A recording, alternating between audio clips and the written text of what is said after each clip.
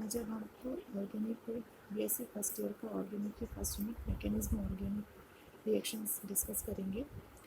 किसी भी organic molecules में जब रिएक्शन होती है तो पॉजिटिव और इलेक्ट्रॉन का मूवमेंट होता है, और ये इलेक्ट्रॉन का जब उसमें इलेक्ट्रॉन अट्रैक्टिंग और इलेक्ट्रॉन रिपल ग्रुप से जब जुड़े होते हैं तो इस इलेक्ट्रॉन के मूवमेंट को हम एरो के साइन से दिखाते हैं। जैसे CH3Cl, तो इसमें CH3 से क्लोरीन की तरफ इलेक्ट्रॉन का मूवमेंट हो रहा है, जिसे हम एरो के साइन से दिखा देते हैं। उसे कर्व एरो नोटेशन, मतलब हम इस लाइन को कर्व वाली लाइन से दिखाते हैं। In the study of organic mechanism, movement of electron from one atom to the another atom represent with the help of curved arrow. इसी मेथड को हम बोलते हैं कर्व एरो नोटेशन। जैसे कार्बोनिल ग्रुप, इसमें इलेक्ट्रॉन कार्बन से oxygen की तरफ जा रहा है तो कार्बन पे पॉजिटिव चार्ज आ जाएगा और ऑक्सीजन पे नेगेटिव चार्ज आ जाएगा। इसे हम कर्व्ड एरो से दिखाएंगे। ये भी दो तरीके से हम दिखा सकते हैं। एक तो है हाफ हेडेड एरो, मतलब इसमें एरो एक ही साइड हो, हाफ हो। Show the movement of single electron, ये किसको शो कर रहा है? एक सिंगल इलेक्ट्रॉन के मूवमेंट को शो कर रहा है। जैसे ए बी, इनके बीच में ट्रिपल बॉन्ड है। यदि हम इसको जैसे हाफ एरो से हमने दिखा रखा है तो एक इलेक्ट्रॉन, जो कोवेलेंट बॉन्ड में दो इलेक्ट्रॉन होते हैं, एक इलेक्ट्रॉन एक की तरफ चला जाएगा और दूसरा इलेक्ट्रॉन बी की तरफ हो जाएगा, और इस तरीके से फ्री रेडिकल्स प्रोड्यूस होते हैं। इसे हम सिंगल हेडेड एरो भी बोलते हैं। दूसरा है डबल हेडेड एरो, मतलब जिसमें दोनों साइड एरो हो। Show the movement of electron pair, ये पूरे इलेक्ट्रॉन पेयर के मूवमेंट को भी शो करता है from one species to another species. मतलब जिसके पास इलेक्ट्रॉन, ऐसी स्पीसीज जिसके पास लॉन पेयर ऑफ इलेक्ट्रॉन है, उसका इलेक्ट्रॉन दूसरी स्पीसीज जिस पर सिर्फ पेयर की इलेक्ट्रॉन डेफिशिएंसी है वहाँ पे चला जाता है, और इसे हम दिखाते हैं डबल हेडेड एरो से।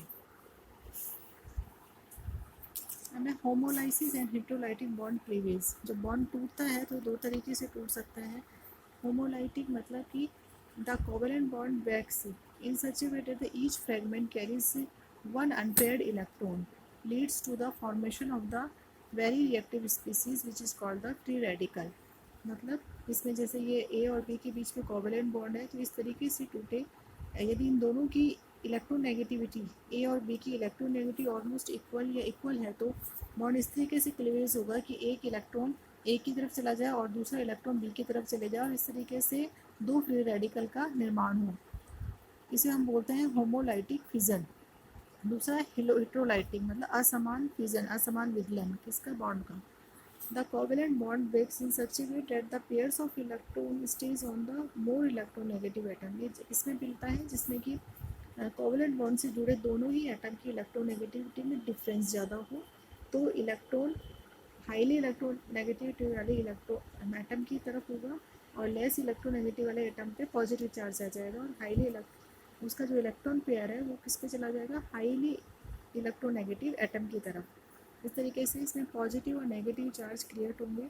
इस तरीके से जैसे ये सी एक्स बॉन्ड है, इसमें कार्बन की नेगेटिविटी एक्स मतलब हेलोजन है, तो हेलोजन से कम होती है तो हेलोजन पे नेगेटिव चार्ज आ जाएगा और कार्बन पे पॉजिटिव चार्ज। इस तरीके से ये बनेगा कार्बोनियम आयन और ये बनेगा कार्बोनाइन आयन। अब types of organic reactions. Organic reactions को हम मेनली 4 टाइप्स में डिवाइड करते हैं। पहला है सब्स्टिट्यूशन रिएक्शन, जैसे नाम से ही दिख रहा है, मतलब किसी एक ग्रुप का किसी दूसरे ग्रुप या मॉलिक्यूल से रिप्लेसमेंट हो जाना ही सब्स्टिट्यूशन कहलाता है।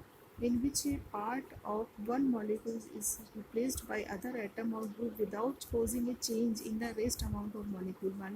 मतलब जो मॉलिक्यूल है उसके में इन दोनों, जैसे अब CH2Br और KOH की हमने रिएक्शन कराई तो यहाँ Br की जगह OH आ गया, तो रेस्ट मॉलिक्यूल मतलब CH2H5 में कोई चेंज नहीं हो रहा है, यहाँ पे सिर्फ सिंपली सब्स्टिट्यूशन हुआ है।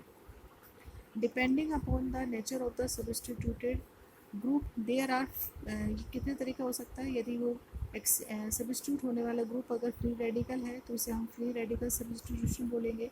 यदि सब्स्टिट्यूट होने वाला जो ग्रुप है वो न्यूक्लियोफाइल है तो उसे हम न्यूक्लियोफिलिक सब्स्टिट्यूशन बोलेंगे। यदि वो इलेक्ट्रोफाइल है तो उसे हम इलेक्ट्रोफिलिक सब्स्टिट्यूशन रिएक्शन बोलेंगे।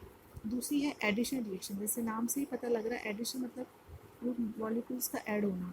When two molecules of same or different substance combine together giving to a new product, मतलब जबकि दो मॉलिक्यूल ऐड हो या तो सेम पे या डिफरेंट सब्सटेंस, तो उस एक नए प्रोडक्ट का निर्माण हो उसे हम बोलते हैं एडिशन रिएक्शन। जैसे यहाँ कार्बोनिल ग्रुप है तो यहाँ पे कार्बोनिल ग्रुप पे O पे H चला गया और C पे CN आ गया, तो एक नए ग्रुप प्रोडक्ट का निर्माण हुआ है।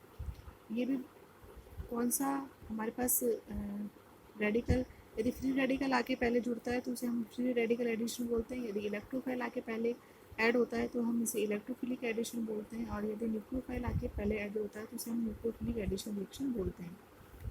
तीसरा है एलिमिनेशन रिएक्शन। एलिमिनेशन मतलब किसी मॉलिक्यूल का या किसी ग्रुप का या किसी एटम का बाहर निकलना। These reaction involve the removal of atoms or groups from a molecule to a form a new compound containing double bond. जब कोई ग्रुप या मॉलिक्यूल बाहर निकलेगा तो बॉन्ड टूटेगा और उसकी जगह मल्टीपल बॉन्ड बनेगा। जैसे CH3CH2Br, थाइब्रोमाइड की रिएक्शन KOH से कराए तो यहाँ पे Br KBr और H2O बनेगा और कार्बन कार्बन के बीच में डबल बॉन्ड का निर्माण होगा।